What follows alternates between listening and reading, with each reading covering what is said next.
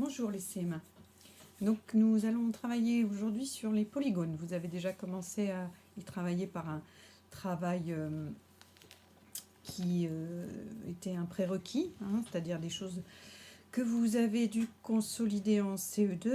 Et donc maintenant nous allons essayer d'aller plus loin et de travailler en particulier sur les propriétés des rectangles et des carrés. Alors pour commencer, je vous fais juste un rappel.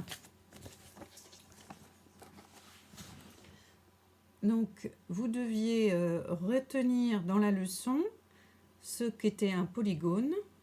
Donc, nous avions un polygone avec 5 segments et une autre figure qui n'était pas un polygone puisqu'elle était constituée d'un segment, mais que l'autre contour, l'autre partie du contour, ici, n'était pas constituée par des segments. Donc, ce n'était pas un polygone.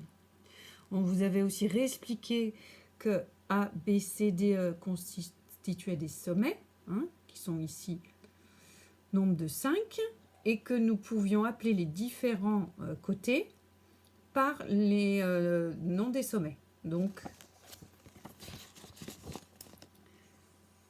AB, BC, CD, DE et EA, qui constituent donc la figure. Voilà.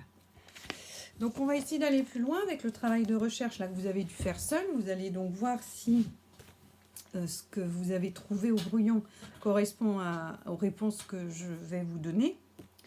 Donc, Tess, vous avez dû lire la petite BD et voir qu'en effet, Tess voulait que ses camarades repèrent la figure qu'elle avait en tête, sachant qu'elle ne pouvait répondre que par oui ou par non. Donc, la question de Sofiane, c'était est-ce que la figure a bien 6 côtés? Elle répondait oui, et par là même, il pouvait identifier facilement que c'était le polygone B, seul polygone à avoir 6 côtés, qui était le polygone que Tess avait en tête. Alors, deuxième question. Sofiane a choisi un polygone qui a 4 sommets. Peux-tu trouver le polygone choisi par Sofiane? Sinon, quelle question est nécessaire pour faire trouver les camarades? Donc, de ce que j'ai vu moi dans les polygones, j'ai vu qu'en effet nous avions le polygone C et le polygone E qui pourrait correspondre à cette définition, sauf que nous n'avons pas de distinction possible. Donc comment faire? Quelle question peut-on poser? Alors ça va être une question qui va concerner les côtés. La question qu'on pourrait poser à Sofiane pour savoir exactement quel polygone il a en tête, c'est est-ce que des côtés sont parallèles? Vous vous souvenez, la définition de côté ou de droite parallèle, ce sont des droites qui ne se croisent jamais, qui vont toujours avoir le même écart quel que soit l'endroit où on mesure l'écart entre elles. Et donc si vous faites une vérification avec équerre et règle comme je vous ai appris à le faire, vous verrez que la figure C a bien ce segment et ce segment qui sont parallèles, alors que dans la figure E, nous n'avons pas cette caractéristique. On peut à l'œil éventuellement se dire que c'est le cas, mais si vous mesuriez, vous verriez bien, et puis finalement ça se voit pas mal, que nous n'avons pas de parallélisme, que l'écart se creuse. Troisième question, Mio a choisi un polygone qui a 5 côtés. Alors, un polygone qui a 5 côtés, c'est un polygone qu'on appellera pentagone. Vous allez revoir aussi ce vocabulaire-là.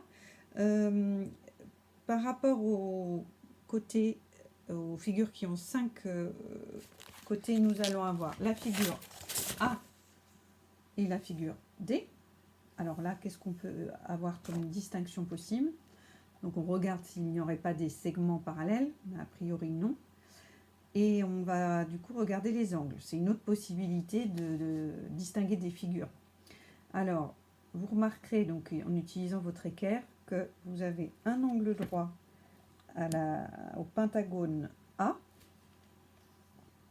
et que cet angle droit va permettre de distinguer, par exemple si c'est ce qu'avait bien en tête Mio, la figure A de la figure D. Mio a pu penser qu'elle voulait une figure sans angle droit, dans ce cas-là c'est la figure D, ou qu'elle voulait une figure avec angle droit. Dans ce cas-là, c'est la figure A. Voilà.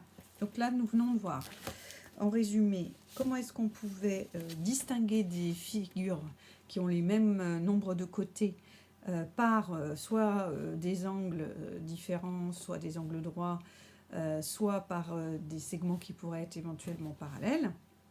Et nous allons aller un petit peu plus loin dans la séance suivante, puisque là, vous devrez chercher à reconnaître des polygones particuliers. Là, nous avions des polygones qui n'avaient pas, mis à part ce qu'on a décrit, d'éléments plus particuliers que ça, pas au point en tout cas de leur donner une terminologie aussi précise que celle que l'on verra après.